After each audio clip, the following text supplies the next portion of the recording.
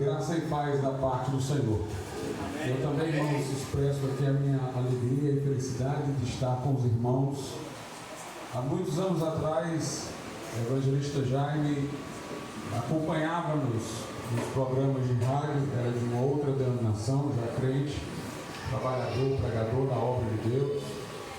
E ele entendeu a sã doutrina, aquilo que nós, como os anabatistas, pregamos. E ele veio deixando para trás um lugar que lhe oferecia muitas oportunidades para se juntar a um grupo ainda muito pequeno, muito simples, mas veio com uma convicção doutrinária inabalável. Nunca oscilou, sempre convicto da doutrina. Esse testemunho dele é muito parecido com o do irmão Genaro também, que veio lá também, tinha muitas oportunidades, mas veio com aquela convicção. Os irmãos atravessaram os tempos junto comigo, de lá para cá, vendo tudo ao nosso redor modificar, e as pessoas que defendiam coisas ajeitando, retrocedendo, e nós seguros na mesma verdade, e esses irmãos convictos, fervorosamente convictos daquilo que nós cremos. Isso é que eu acho o mais maravilhoso de tudo, é essa convicção anabatista, que se enraiza em nós e que nada pode abalar, porque ela é uma convicção que vem de Deus. Aleluia. E também eu louvo a Deus pelo chamado que Deus deu ao evangelista Jaime. É um evangelista nato, irmãos. No Murumbi ali, começou a pregar, fez florescer, edificou ali um local, veio para cá, também fez florescer esse tempo com toda essa estrutura. A obra em Mulungu deve muito ao evangelista Jaime, para não falar de outros locais também. Então, louvamos a Deus por essa firmeza, essa convicção, essa força para fazer a obra de Deus. Eu também poderia estender ao diácono Raimundo também, que tem a mesma convicção, o mesmo zelo. Nós louvamos a Deus por esses homens de Deus, nesse momento em particular pelo evangelista Jaime, porque tem feito com que a obra de Deus floresça, com a graça e o poder do Evangelho. Vamos nesse momento abrir as nossas Bíblias na primeira carta de Paulo aos Tessalonicenses.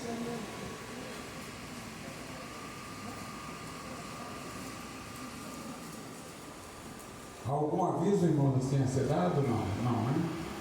As crianças aí já foram informadas, né? Qualquer coisa.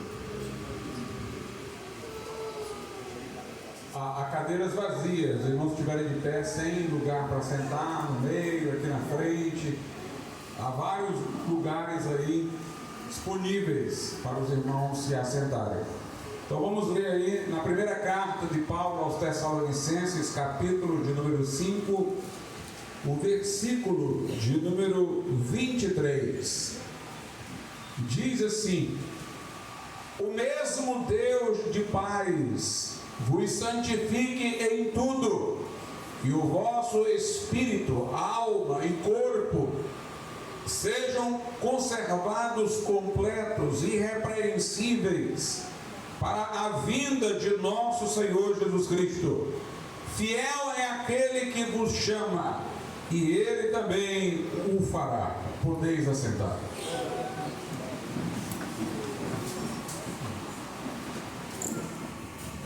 Meus irmãos, nós, antes de sermos crentes, estávamos separados de Deus por causa da culpa e do pecado. O nosso Deus é um Deus santo, que estabeleceu que a alma que pecar, essa morrerá. E a Escritura diz que o pecado, entrando no mundo por Adão, ele gangrenou, ele contaminou a natureza humana. E a partir daquele momento da queda, todos os homens provenientes deste tronco que é Adão herdaram a corrupção que a ele, Adão, sobreveio depois que ele pecou. Foi criado em inocência, porém perdeu-a pela queda. E nós chegamos a este mundo já agora sem inocência, porque somos filhos da desobediência. E a inclinação da carne é inimizade contra Deus. E a Escritura diz que todos pecaram e destituídos estão da glória de Deus, não há um justo, nenhum sequer. E o profeta explica que são as nossas transgressões que fazem separação entre nós e o nosso Deus. Era preciso, portanto, que houvesse uma compensação pela culpa, que a sentença que era para nós fosse cumprida de alguma maneira por alguém em nosso lugar, para que pudéssemos ser absolvidos. A nossa sentença era o inferno. Somente um ser infinito poderia vir à terra para fazer algo que pudesse compensar penas infinitas que viriam sobre todos os homens, o inferno eterno. E Jesus tornou-se este homem, o Filho de Deus, consubstancial ao Pai, fez-se carne por amor de nós. Ele não veio ao mundo na linha horizontal, de Adão para frente. Ele veio ao mundo de maneira vertical. O anjo disse a Maria: descerá sobre ti o poder do Altíssimo, te encobrirá o Espírito Santo, e o que de ti há de ser gerado é dele, do Espírito Santo. Jesus não tinha, portanto, herança na maldição de Adão. Ele veio por intervenção divina, que lhe preparou um corpo no ventre da Virgem. E Jesus, tendo vindo ao mundo desta maneira, veio em inocência, como Adão, que no início foi feito das mãos de Deus e que não veio de algum tronco anteriormente corrompido. Jesus, em tudo, enquanto homem, obedeceu à lei divina, ao Pai. O Pai disse: este é meu Filho amado em quem me comprazo. E Ele livremente tomou sobre si os nossos pecados, as nossas iniquidades. E o castigo que nos traz a paz estava sobre Ele, pelas suas pisaduras fomos sarados. Ele fez-se maldição por nós, levou os nossos pecados em seu corpo ao madeiro, e ali expiou a nossa culpa, pagou a nossa dívida, e o seu sangue vertido purifica-nos de todo pecado. Aleluia. E esta é a mensagem do Evangelho, que Jesus Cristo consumou na cruz a nossa redenção, pagou o preço para que nós tivéssemos o resgate de debaixo da maldição e fôssemos absolvidos no tribunal de Deus. Esta é a mensagem do Evangelho. Cristo ressuscitou para assunto aos céus, ser o nosso advogado, intercessor e sumo sacerdote. Mas o que Jesus fez na cruz só aproveita aqueles que se arrependem dos seus pecados e creem no Evangelho. Se alguém não reconhecer sua culpa, nega o valor do sacrifício de Cristo. Se alguém não se contristar, lamentar, se auto-abominar e repudiar pelos seus caminhos de trevas, então não está reconhecendo o valor da obra de Cristo na cruz. É preciso, portanto, que haja arrependimento, contrição, lamento. É preciso, por outro lado, que haja fé, confiança no sacrifício de Cristo como único remédio para as nossas chagas, em Cristo como único e todo suficiente Salvador. E quando alguém se arrepende dos seus pecados e põe esta confiança integral na pessoa de Jesus Cristo, com base no seu sacrifício na cruz, nesse momento ela é justificada diante de Deus. Justificação opõe-se na Bíblia à condenação. A Bíblia diz: quem tentará acusação contra os escolhidos de Deus, Deus os justifica. Quem os condenará? São termos, justificação e condenação, forenses, termos judiciais. Num tribunal, alguém ou sai condenado ou sai justificado. Nós estávamos debaixo de condenação por causa dos nossos pecados, mas conforme diz Romanos 8:1, agora nenhuma condenação há para os que estão em Cristo Jesus. Fomos justificados diante de Deus pelo sangue de Jesus. Nossa dívida foi considerada paga, nosso pecado foi considerado compensado, nossa culpa expiada. E se Jesus naquela cruz levou os nossos pecados, Ele pode nos fazer agora levar o manto de sua justiça. Se Deus olhou para Cristo na cruz e nos viu ali, por isso Ele sofreu punição, porque Deus o considerou como nosso representante. Também agora o Cristo ressuscitado, sem pecado, inteiramente perfeito e justo diante do Pai, nos representa. Deus nos vê através de Jesus e portanto Deus não contempla em nós o mal, o pecado, mas nos aceita pelos méritos de seu Filho. Lá em Romanos 5:1 a Bíblia diz: justificados pois pela fé temos paz com Deus por nosso Senhor Jesus Cristo. Note o assunto de Romanos 8:1, ou melhor, 5:1. O assunto de Romanos 5:1 é paz com Deus. Ou seja, é um relacionamento que estava quebrado, sendo agora novamente atado. É a reconciliação. Antes eu estava em inimizade contra Deus, mas agora, justificado pela fé, eu tenho paz com Deus por nosso Senhor Jesus Cristo. Já não há mais inimizade, já não há mais obstáculo, já não há mais uma parede de separação, mas se somos justificados através da fé em Cristo, nós temos paz com Deus, uma paz de relacionamento. E o texto até prossegue dizendo que nós tivemos entrada a esta graça de sermos justificados, é o versículo 2, pela fé na qual estamos firmes, a graça física. Quem chega à graça fica firme nela, ela o prende. Por isso o verdadeiro crente não se desgarra, não retrocede. E a Escritura diz: tendo acesso a esta graça pela fé na qual estamos firmes e nos gloriamos na esperança da glória de Deus. O crente está tão seguro de sua justificação, paz com Deus, que ele já está se gloriando na esperança da glória. Ele tem certeza da sua salvação, ele se alegra com a convicção de que vai estar na presença de Deus, que vai contemplar a glória de Deus na face de Cristo por toda a eternidade. Mas o texto que eu li aqui não está falando de paz com Deus, mas sim de paz de Deus. Diz aqui o versículo 23, o mesmo Deus de paz. Quando ele diz o mesmo, é porque ele já disse muita coisa que Deus faz em nossas vidas. Então ele está dizendo: o mesmo Deus, o Deus das outras coisas que vocês já sabem, o Deus que nos justificou, o mesmo Deus que nos justificou, que é o Deus de paz, vos santifique em tudo. Há uma relação aqui entre santificação e paz, mas a paz agora é a paz no coração.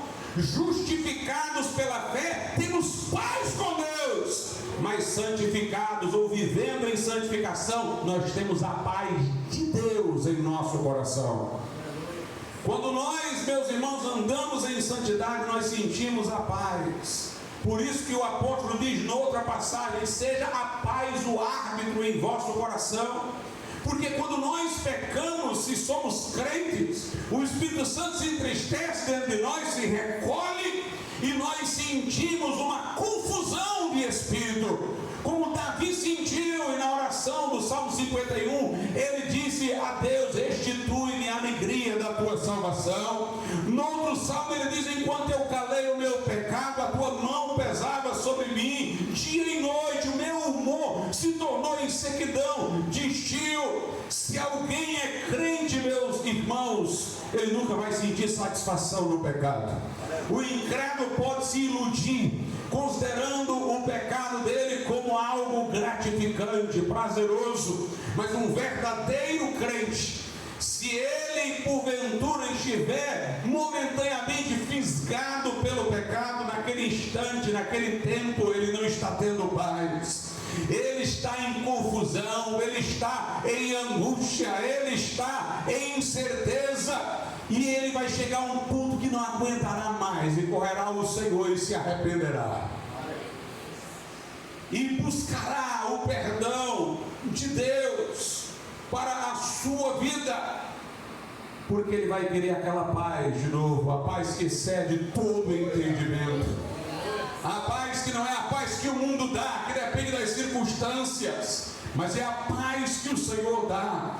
É o Deus de paz que santifica, é o Deus que santifica, que dá a sua paz ao nosso coração. Aleluia!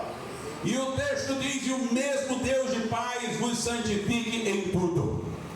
Deus quer, irmãos, que nós tenhamos uma santificação integral, completa, de todo o nosso ser.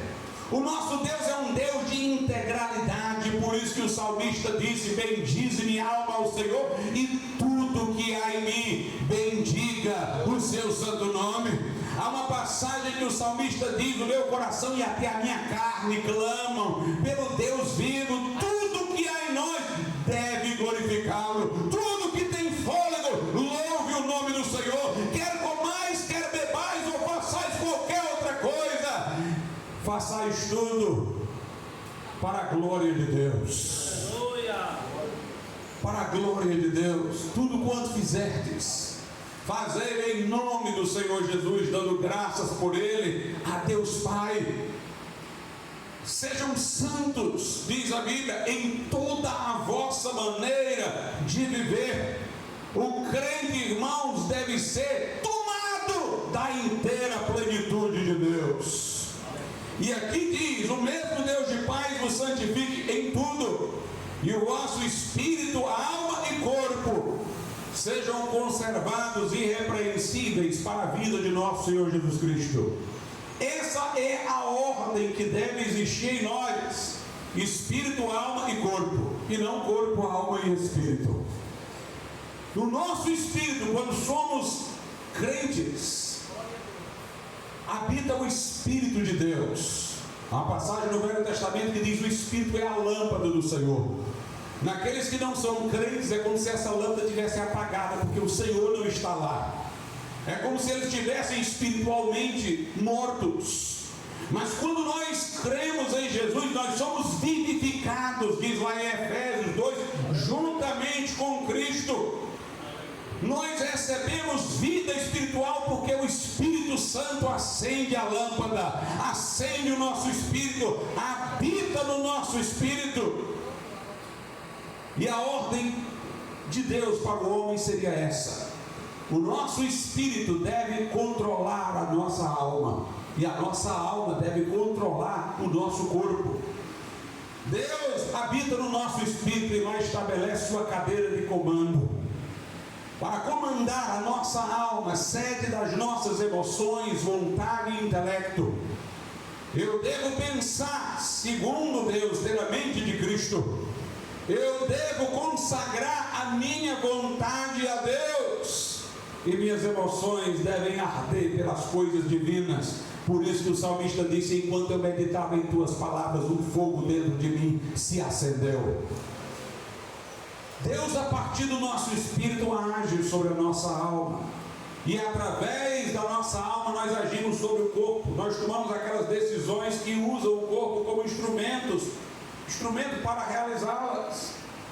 Por isso que a Bíblia diz que nós devemos apresentar a Deus o nosso corpo em sacrifício vivo, santo e agradável, porque este é o nosso culto racional. A Bíblia diz que nós não devemos oferecer os nossos membros para instrumentos de injustiça, de iniquidade, mas devemos oferecer os nossos membros a Deus.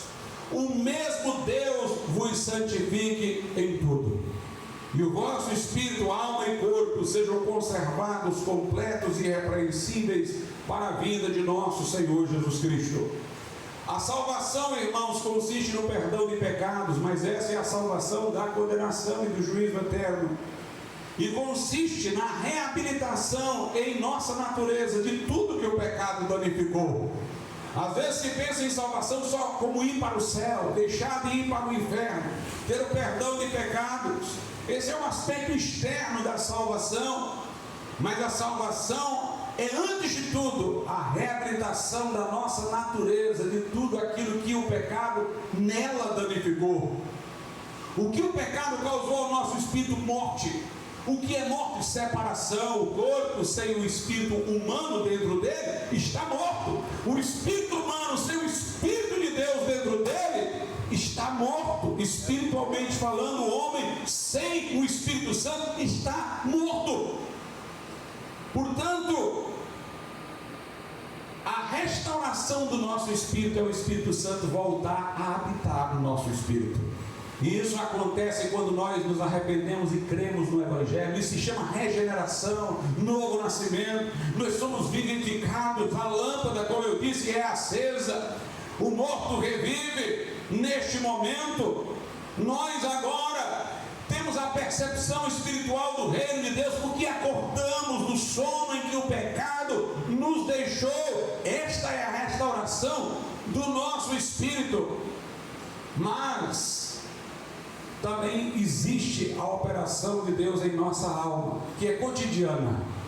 A vivificação do nosso espírito é instantânea, não é um processo, é imediata.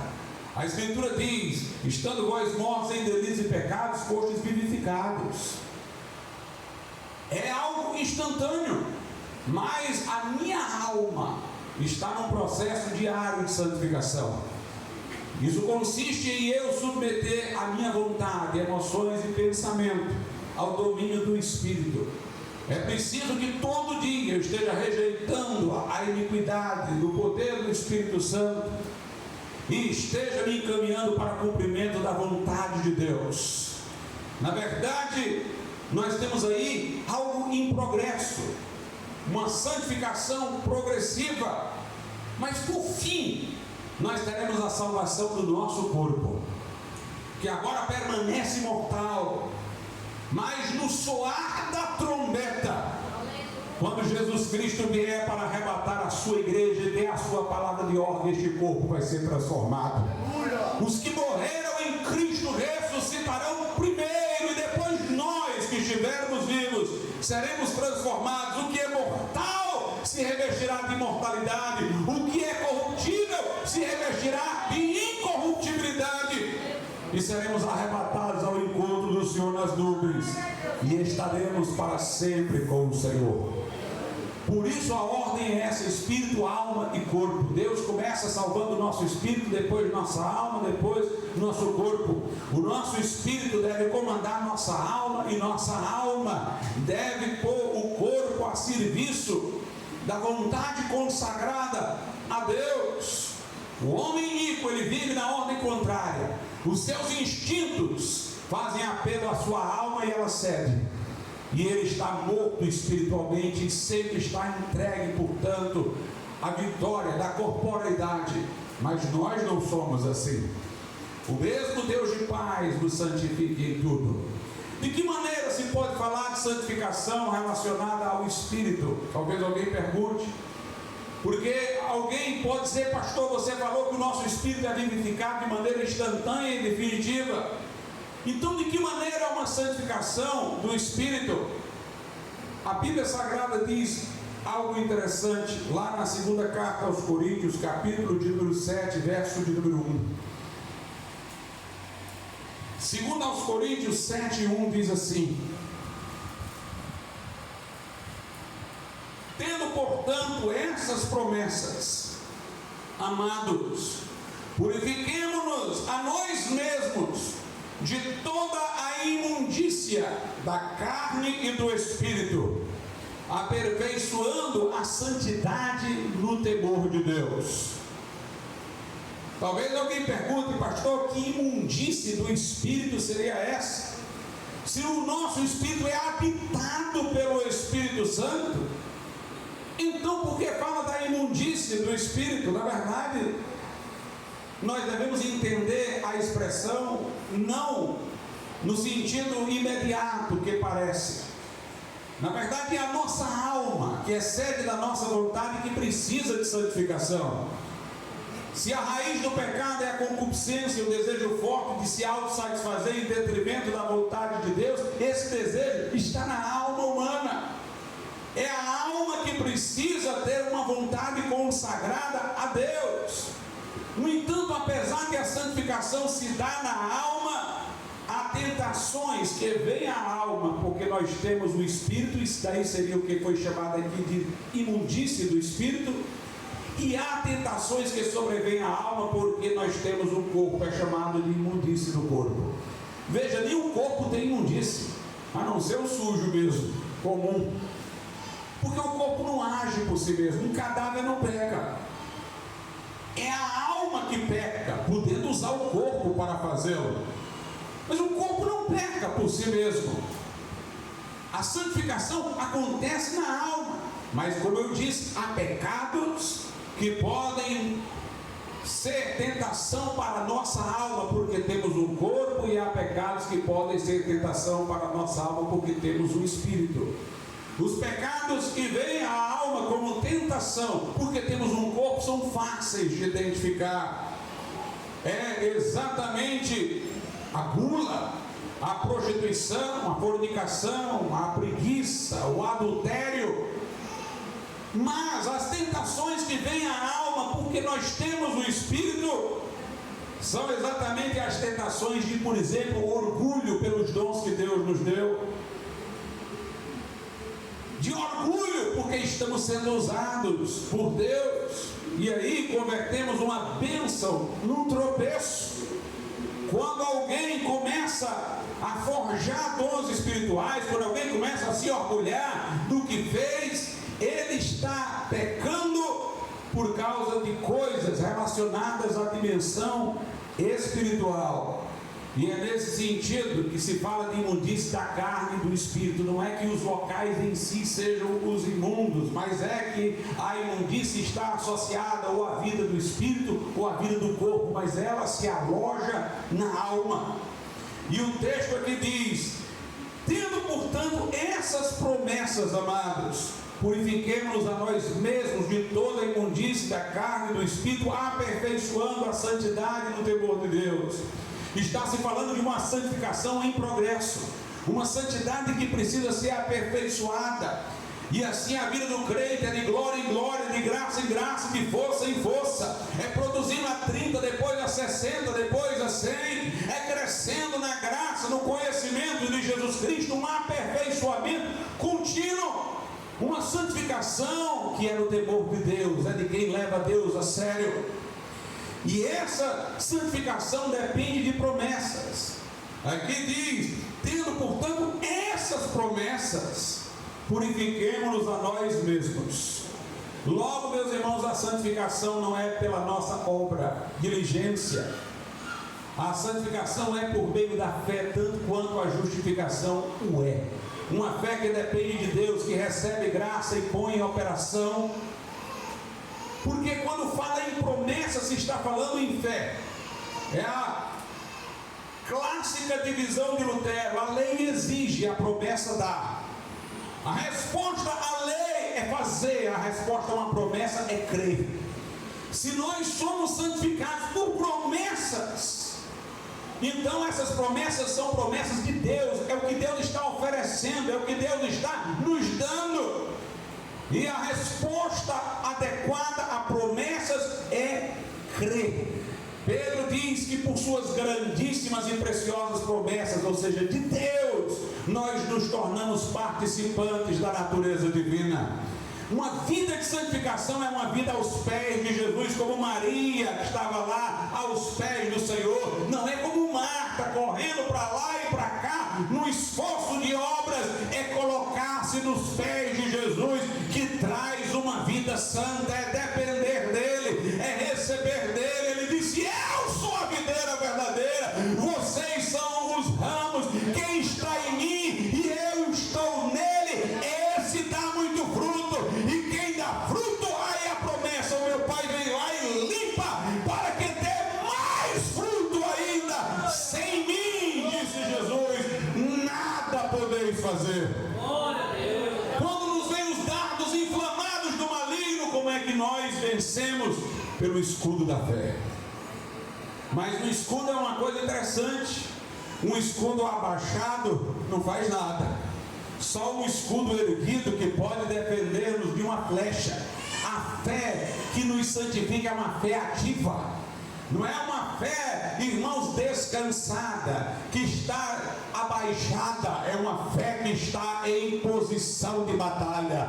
É uma fé que está em posição de batalha. Pedro diz: o diabo, vosso adversário, anda ao vosso derredor como um leão, buscando a quem possa tragar, mas resistir a ele firmes na fé.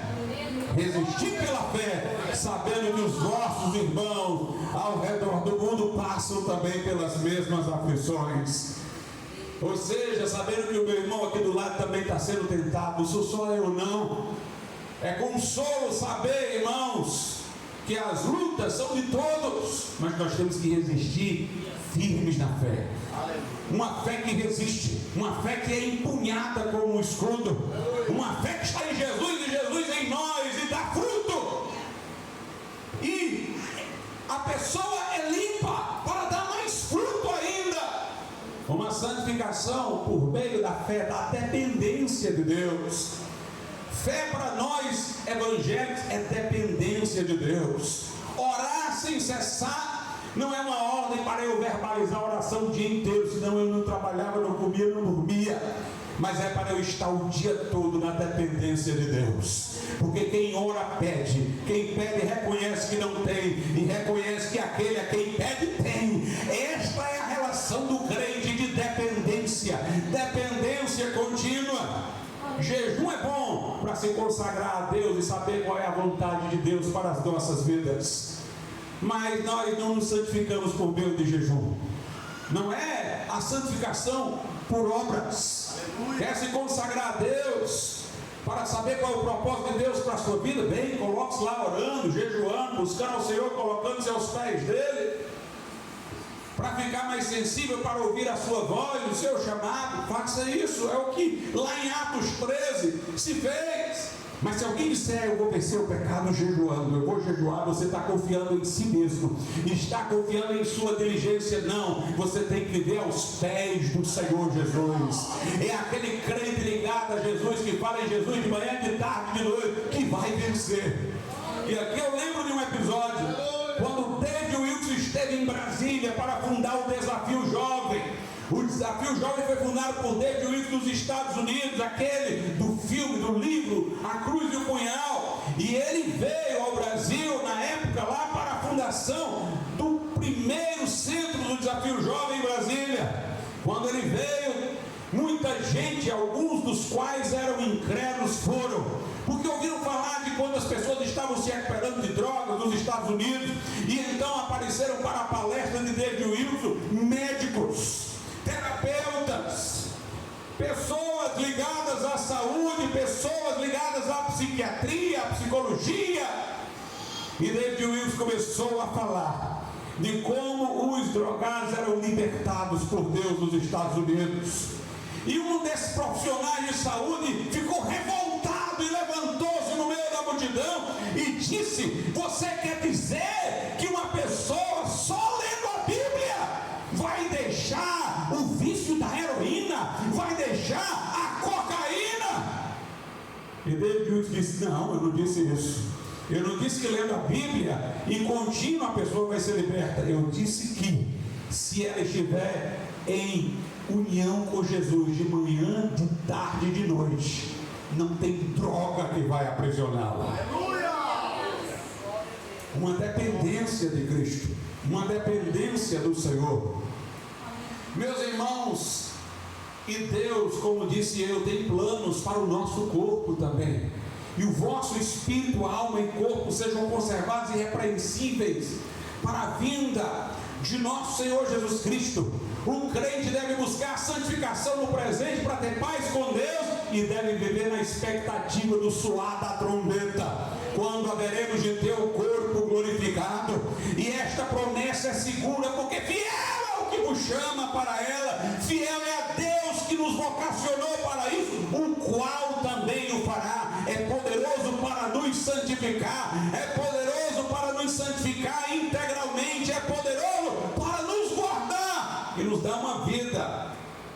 importante. O nosso corpo, irmãos, é templo do Espírito Santo. A Bíblia diz que o nosso corpo é santuário do Espírito Santo. É assim que Paulo convence a igreja de Corinto a não entrar pelo caminho da fornicação. Como vocês podem fazer dos membros de Cristo, ou seja, o corpo de vocês, membros de prostituição? O nosso corpo é templo e santuário do Espírito Santo, porque o Espírito Santo está dentro do nosso espírito, que está dentro do nosso corpo. O nosso corpo, irmãos, foi criado por Deus no princípio, e quando Deus fez o mundo, disse que tudo era bom. Portanto, o nosso corpo foi criado como algo bom. E Jesus veio para nos salvar integralmente, não vai deixar nada para trás. A nossa esperança final não é morrer, o nosso espírito está com Cristo e o nosso corpo ficar aqui no pó. Esse é o estado intermediário. Nossa esperança é a ressurreição. É termos um corpo semelhante ao de Cristo Jesus na sua ressurreição. Um corpo como o de Cristo na sua glória. É ter este corpo abatido, sendo transformado num corpo conforme o corpo da glória de Cristo. Portanto, Deus tem planos para o nosso corpo. Lá na segunda carta aos Coríntios, a Bíblia Sagrada diz o seguinte: esse é o estado presente, a partir do versículo 16, 2 Coríntios 4, 16. Por isso não desmaiamos, mas ainda que em nós pereça o homem exterior, que é o corpo, nosso corpo está envelhecendo. Ainda que em nós o homem exterior pereça, o homem interior renova-se dia em dia. Nós estamos crescendo em santificação, embora o nosso corpo esteja envelhecendo. O homem interior se renova, enquanto o exterior está a se corromper pelo processo da morte. Pois a nossa leve aflição momentânea para nós produz cada vez mais abundantemente um eterno peso de glória. O que padecemos no corpo em serviço ao Senhor só resulta em maior glória quando este corpo for tornado glorioso. Enquanto não olhamos para as coisas que se veem, por isso que crente, irmãos, não se incomoda de ver os seus cabelos brancos. O contexto aqui é falando do corpo que se corrompe. Aleluia! O nosso corpo está se corrompendo, mas o interior se renova dia após dia. Aleluia! Aí ele está dizendo que nós não olhamos para as coisas que se veem, nós não olhamos para o corpo que está se corrompendo. Crente não está atrás de fazer cirurgia plástica, de se esticar, pintar os cabelos embranquecidos. É o homem do mundo que gosta disso. Sabe por quê, irmãos? Porque o homem do mundo se apega ao mundo. Mestre Lloyd Jones dizia isso. Ele dizia muito do que essas pessoas querem em forçar a permanência de uma jovialidade artificial é o apego que elas têm ao mundo. Elas estão vendo que elas estão saindo do mundo, elas estão se aproximando da morte, elas querem ficar aqui, elas não querem deixar este mundo, elas não querem aceitar que elas estão entrando num processo de morte. Aí começa a fazer cirurgia plástica, começa a pintar o cabelo, mas o crente não tem essa preocupação. Aleluia! Porque enquanto esse homem exterior se corrompe, o interior se renova dia após dia. Porque nós temos esperança. E assim, irmãos, enquanto não olhamos para as coisas que se veem, versículo 18, mas para as que se não veem. Porque as coisas que se veem são temporais, mas as coisas que se não veem são eternas. Aleluia! O crente não precisa querer manter a jovialidade no corpo que envelhece, porque ele está jovem no espírito a cada dia. O incrédulo está envelhecendo por dentro, enquanto quer segurar as coisas pelo lado de fora. Mas o crente que está envelhecendo por fora, está se renovando por dentro. É como a águia que se renova. Aleluia. As coisas que se veem são temporais, as que se não veem são eternas. E aqui em 2 Coríntios 5 diz assim: A partir do verso 1, sabemos que se a nossa casa terrestre deste tabernáculo for desfeita, quer dizer, o nosso corpo, se terminar o nosso corpo, se morrermos, temos de Deus um edifício, casa não feita por mãos, eterna nos céus, pois verdadeiramente neste tabernáculo gememos, desejando muito ser revestidos da nossa habitação que é do céu. O crente, irmãos, não quer ser despido do corpo, ele quer ser revestido. Aleluia. Eu não quero ficar desencarnado, eu quero que meu corpo se revista de imortalidade. Nós gememos desejando a redenção do corpo, diz lá em Romanos capítulo de número 8, o crente ele não quer se livrar do corpo, ele quer a transformação do corpo. Então diz aí o verso 2, pois verdadeiramente neste tabernáculo gememos, desejando muito ser revestidos da nossa habitação que é do céu, se é que estando vestidos, não formos achados nus. Pois na verdade os que estamos neste tabernáculo gememos, estando carregados por não desejarmos ser despidos do corpo, mas revestidos, para que o mortal seja absorvido pela vida. Já tem vida dentro de nós, essa vida que se renova no homem interior. O que nós desejamos não é ser despido do corpo, é que essa vida que está dentro de nós e se renova, que ela engolfe o corpo, que ela engula o corpo, é que o mortal seja absorvido pela vida, é que o lado de fora seja absorvido pelo lado de dentro. Por isso que o corpo da ressurreição é chamado de corpo espiritual. Por quê? Porque se a vida deste corpo presente está no sangue, a vida da carne está no sangue, a vida do corpo glorificado está no Espírito. Esses rios de água viva que fluem do nosso interior, na ressurreição, vão fluir no corpo como se fosse o sangue pelas veias. E este corpo vai ser transfigurado, vai ser espiritualizado, vai se tornar um corpo espiritual. O mortal vai ser absorvido pela vida. Essa é a nossa esperança. E aí diz o seguinte, vamos ler novamente versículo 4, pois na verdade os que estamos neste tabernáculo gememos, estando carregados por não desejarmos ser despidos, mas revestidos, para que o que é mortal seja absorvido pela vida. Mas o que nos fez para este mesmo fim é Deus. Deus nos fez para ter um corpo glorificado, porque nos fez com o corpo no princípio, irmãos.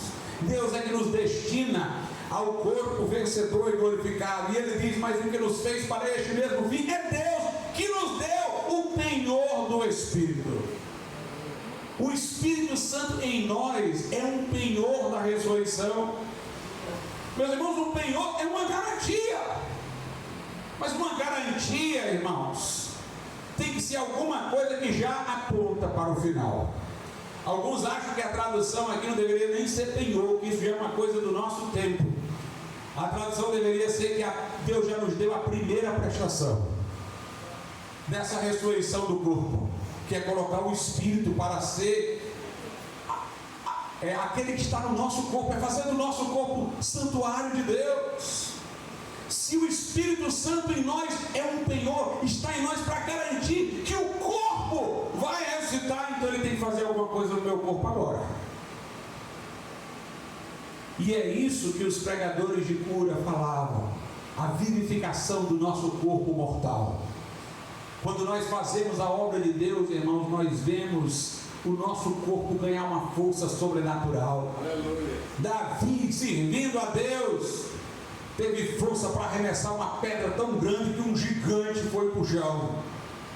Sansão teve força para vencer inúmeros filisteus, mas tirando essa força física para a batalha, que não é o nosso interesse, nós vemos a impressionante força do apóstolo Paulo para viajar, pregar. Quando ele dá a descrição do seu currículo, passei perigo entre os falsos irmãos, perigo entre os judeus, fui náufrago, recebi 40 açoites menos um, desci dentro de um cerco, fui para lá, fui para cá, passei por tudo isso. De onde vinha o vigor deste homem? O Espírito Santo se manifestando, dando força ao seu corpo. O apóstolo Paulo diz que tinha um espinho na carne, alguma coisa de que Deus não quis livrá-lo, mas ele cria em cura divina. Ele orou 3 vezes para o Senhor libertá-lo, mas o Senhor disse: olha, a minha graça te basta. Mas parou aí? Não. Jesus disse: a minha graça te basta, porque o meu poder se aperfeiçoa na fraqueza. O que Paulo queria dizer é que Jesus falou para ele o seguinte: olha, eu não vou te curar, mas isso não vai te incomodar, porque o meu poder em ti vai se sobrelevar as limitações que este espinho na carne poderia te impor. Ou seja, esse espinho vai ficar aí para que tu não te orgulhes, mas o que este espinho na carne faria num homem comum, imobilizaria, tiraria dele o ânimo, enfraqueceria. Não vai te enfraquecer, porque o meu poder vai transbordar em ti. E Paulo diz: de modo que agora eu tenho prazer, porque quando eu estou fraco, aí é que eu estou forte. Na hora que essa enfermidade quer me balançar, esse espinho na carne, seja lá o que for, que seja aquilo ali, Paulo diz: aí vem uma força maior, vem uma força sobrenatural. Paulo diz: de modo que eu tenho prazer nas aflições, porque quando eu estou fraco, aí é que eu sou forte. Nós lemos no livro de Atos que Paulo foi apedrejado e arrastado como morto, irmãos. Aquelas pessoas que o apedrejaram e o arrastaram estavam certas de que ele estava morto. Logo é porque foi pedrada demais. Logo é porque não viram nele nenhum sinal vital. Jogaram ele lá no corpo do morto e foi embora. Aí os discípulos chegaram. Quando os discípulos chegaram, Paulo se levantou e saiu com eles normalmente para continuar fazendo a obra de Deus. Uma força sobrenatural vitalizou o corpo do apóstolo Paulo, e assim Jesus vitaliza o corpo dos crentes, e assim Jesus cura as enfermidades, e assim Jesus opera milagres entre nós. Por isso que o Espírito Santo em nós é o penhor. Por isso que o Espírito Santo em nós é o penhor, irmãos. Porque o Espírito Santo em nós começa já a dar sinais de que este corpo vai ser ressuscitado. Romanos 8:11: se em vós habita o Espírito daquele que ressuscitou Jesus dentre os mortos, também o mesmo Espírito vivificará os vossos corpos mortais.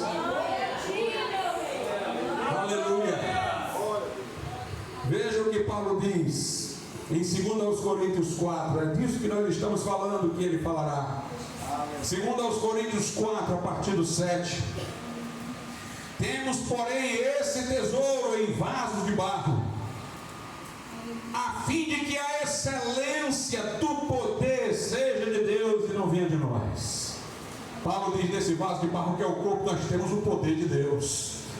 Nós temos um tesouro, que é o Espírito Santo, para que a excelência do poder seja de Deus e não venha de nós. Aí ele continua: em tudo somos atribulados, mas não angustiados.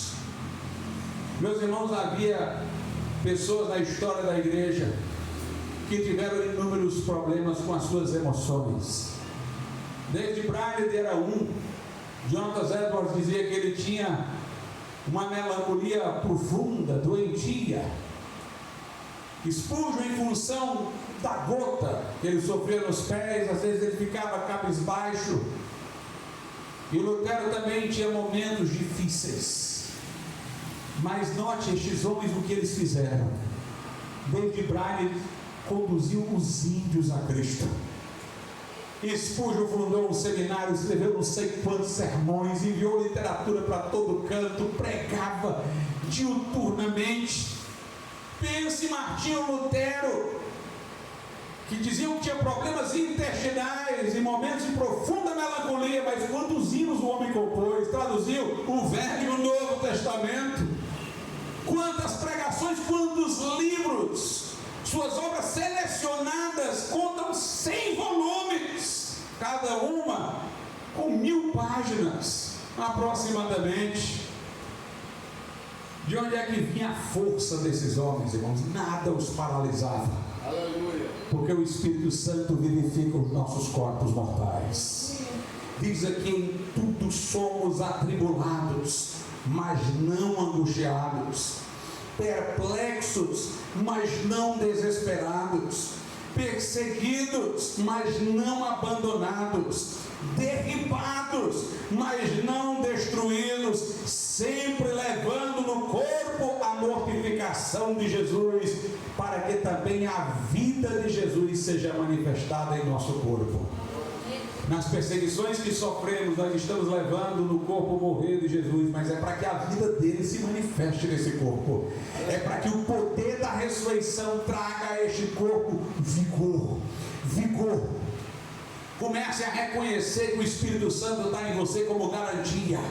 Está em você para mostrar a você poderes que o seu corpo pode ter na obra de Deus, que são indicativos do futuro na ressurreição.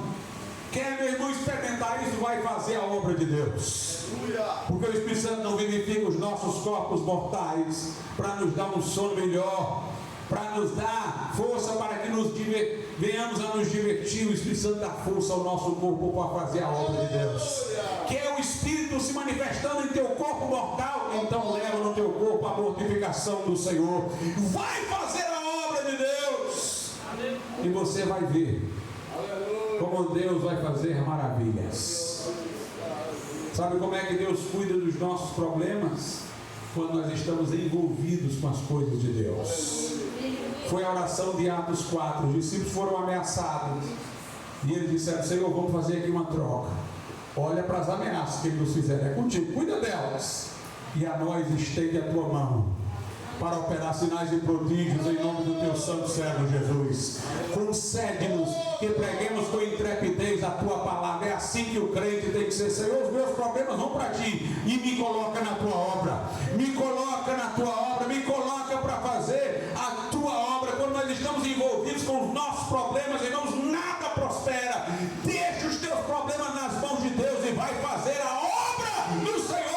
Faz a obra que o Senhor cuida de ti. Enquanto nós estamos fazendo a obra de Deus, Deus está cuidando de nós. O Espírito vivificará os vossos corpos mortais. Meus irmãos, quando o faraó disse para Moisés: olha, os homens podem ir ao deserto sacrificar a Deus, mas as mulheres ficam, as crianças ficam.